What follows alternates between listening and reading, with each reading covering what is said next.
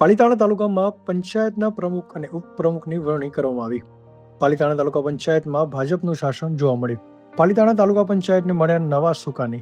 તાલુકા પંચાયત પ્રમુખ પદે મુક્તાબેન ધીરુભાઈ માંડાણી અને તેમની વરણી કરવામાં આવી. ઉપપ્રમુખ તરીકે લશ્કરભાઈ બાલાભાઈ ડાબીની વરણી કરવામાં આવી.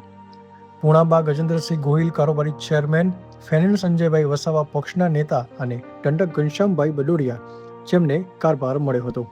પ્રમુખ અને ઉપપ્રમુખે તાલુકા પંચાયતનો કારોબાર સંભાળ્યો. ભાજપના પૂર્વ પ્રદેશ ઉપાધ્યક્ષ મહેન્દ્રસિંહ સરવૈયા, પાલિતાણા માર્કેટિંગ યાર્ડના ચેરમેન નાગજીભાઈ વાઘાણી, ભગીરથસિંહ સરવૈયાની ઉપસ્થિતિમાં પ્રમુખ અને ઉપપ્રમુખના શપથ ગ્રહણ કર્યા હતા.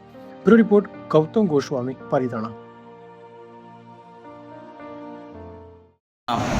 ડાભી લશ્કર બાલાભાઈ, ભારતીય જનતા પાર્ટીના પાલિતાણા તાલુકા પંચાયતના પ્રમુખ તરીકે મને જે પાર્ટીએ મારી ઉપર વિશ્વાસ મૂક્યો છે તે બદલ પાર્ટીનો ખૂબ ખૂબ આભાર.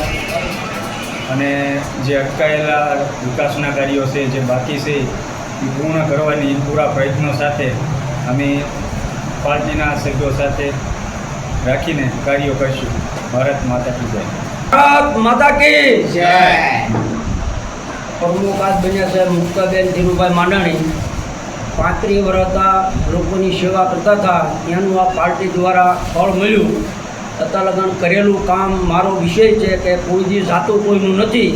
મારા 13 સભ્યો છે, પાર્ટીના પ્રમુખ છે, ઉપાધ્યક્ષ છે, બધાનો ખૂબ ખૂબ આભાર માનું છું.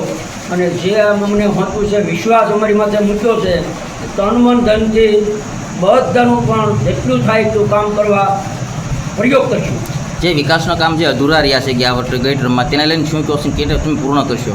જે વસ્તુ બાકી રહેલી છે એ સારું કામ છે. અમારો નાકોળાની નવા ગામ રોડ છે, એનું ખાતમુહૂર્ત થઈ ગયું છે. અનોલથી જીવાધાર છે, એનું પણ ખાતમુહૂર્ત થઈ ગયું છે.